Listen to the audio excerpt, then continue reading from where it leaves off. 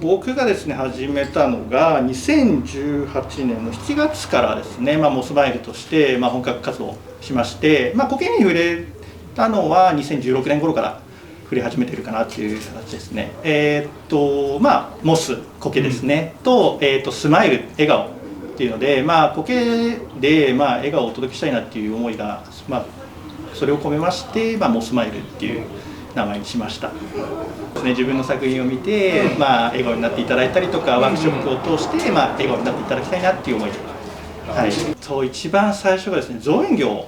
をやってまして、それを5年ほどかなやってまして、その後、もう本当に関係ないんですけど、プラスチックを加工する会社に入ったりとか、あとは運送業で製品をピッキングして出荷するっていう作業とかをやったりして、そうですね、もともと学生の頃に造園コースっていうのを専攻してたので、その流れでそのまま造園業に入ったっていう形ですね。僕がちょっと疲れてる時がありまして下向いてね道を歩いてる時にその時にとても綺麗な苔を見て、それで心がねスッと癒されたっていうのがあって、そこからちょっと苔に興味を持ち始めて、で今に至るっていう形ですね。こういう販売とかそういう形に至る形ですね。なるほど。なかったですね。苔で何かやりたいとかっていうのも本当に特になくて、自然はもともと好きだったので、小さい頃に両親に山にキャンプ連れてってもらったりとか結構してたので、そういった意味で大きなところで言うと自然が好きだったっていうのはあるので、これも自然の流れといえば自然の流れかなっていう形。そうですね、愛知県ですね。大体2年ぐらいかなと思いますね。やっぱり最初はなかなかきつい時期もある。そうですね、きつい時期ありましたね。そうです、今でもそうなんですけども、やっていけるっていうふうに思ったことはなくて、今も必死に頑張ってます。常に必死に頑張ってます。大変だったのがやっぱりそもそも僕も始めた頃っていうのがやっぱり苔テラリウムの認知度がやっぱり低かったので、何か出店したとしても何これみたいのを言われたりとか、あとは苔で本当にやっていけるのっていうふうに笑われたりもした時もあって、自分の中ではもうこれでやっていこうっていうのはもう始めた時から思ってたんで、ただやっぱりそうやって結構多く出店するたびに言われると、ちょっと心に腐ってくるなっていうのがあって、何かその苔をやってて大変と思ったことはなくて、そういうちょっと周りの声がちょっと心に来ちゃったかなっていうのが、そういうのが大変だったかなと思いますね。そうですね、最初はもちろんありましたね。全然やっぱり売れない時もあったりとかもしたんですけども、でもこれでやっていくって決めたので、そこはなんとか踏ん張りましたね。そうですね、最初はやっぱりまだモスマイルとして活動する前から作り始めていて、やっぱりどうしても長く持たないっていうところがあって、でどうしたもんかなっていうので、そこで最初やっぱり僕も塊で苔を受けてたんですけども、それでやっぱりうまくいかなかったんで、少しずつほぐしてきれいに汚れを落としていったらこれうまくいくんじゃないかなっていうので、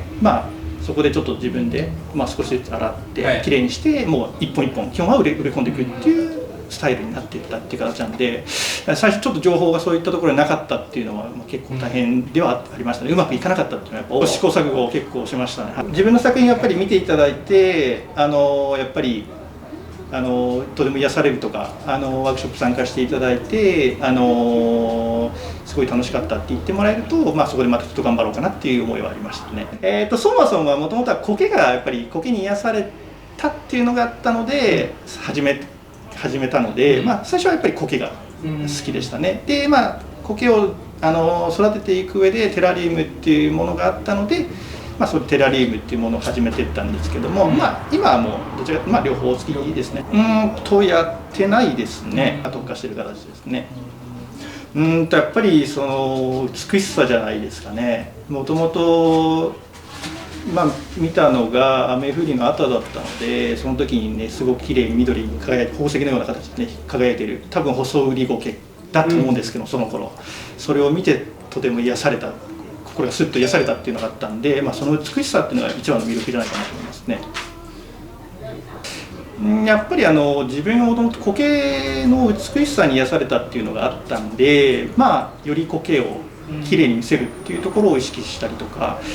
あとはやっぱり一つの作品なので、どこから見ても、なるべく綺麗に見えるようにっていうところで、例えば土のラインとかもあるんですけども、そういったのもこう僕の中ではボコボコしてると気になっちゃう人なので、そこはもう綺麗に揃えたりとかっていうところも意識したりとか、あとは後々こういうふうに成長していくよねっていうのもちょっと最初に考えながら植え付けたりもしてますね。大体、3ヶ月から半年ぐらいのイメージです。たまに使ったりもするんですけども、基本はもう固形がやっぱり好きなので、固形をメインで使っていくっていうような形ですね。見て知っていただかないといけないんで、まずは、いろんなイベントにもう出したりして、例えば大きなイベント、例えば、東京でいうとデザインフェスタとか、名古屋でいうとクリエイターズマーケットとかに出したりして、そういったところに出すとですね、自然に集客はできてしまうので、まずは見てもらうということを意識して最初スタートしまして、始める前に一度僕はですね、大阪のモスコネクトの今田さんにちょっとお会いしてお話も聞かさせていただいたりして、そこでいろんなイベントにそこでお誘いさせていただいて、そこで川本さん、フィーザーガーデンの川本さんとも出会いまして、そこでまた川本さんにもいろんなイベントにお誘いいただいたりとかしたので、結構その今田さんとフィーザーガーデンの川本さんとの出会いっていうのも結構僕の中では大きかったかなと思いますね。いろんな方からねおっしゃっていただけるんですけど、今田さんとセットで動いてるんですかって結構ね言われたりするんですけども、結構始めた頃からよくしていただいている方なので、として作品販売が、7割ぐらいで、ワークショップ3割ぐらいのイメージですね。材料の販売もしてますね。作品販売が 6か、で資材1割ぐらい。出店しててそんなに何か大きくここが違うなっていうのは正直あまり感じてなくて、ただやっぱり関西の方っていうのがやっぱりその岡山苔の会とかそういった会もあったりもするので、愛苔愛好家の会があったりもするので、関西の方行くとやっぱり結構なんか積極的かなと思いますね、皆さん。で愛知県は結構慎重な方がなんか多いのかなっていう印象で、東京はどうなんでしょうかね。ちょっと東京にそこまで行く時がないのでわからないんですけども、なんかそんなにすごく大きな差があるっていうのはそこまで感じないですね。これはねよく聞かれるんですけども、儲かってはいないです。やっぱり根本的に自分の好きなことをして生きていきたいっていうのがあるので、そうですね、苔でずっとやっていきたいなっていうのはありますね。わかりました。ありがとうございます。一応なんかこの後、さらにちょっと具体的に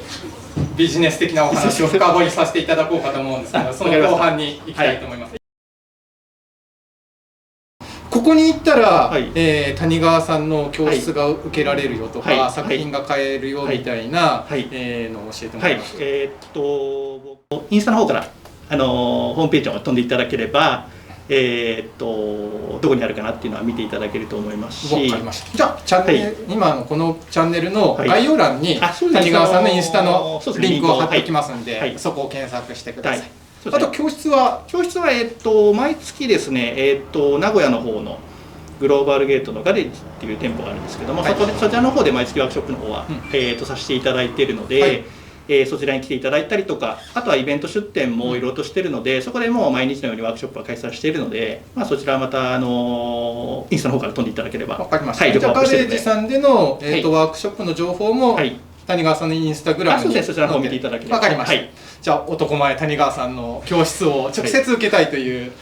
全国のこれで一気に減っちゃったら怖いですね。方はぜひねインスタグラムをまずフォローして、そうですね、フォローしていただいてぜひお越しになってください。じゃあどうもありがとうございました。ありがとうございました。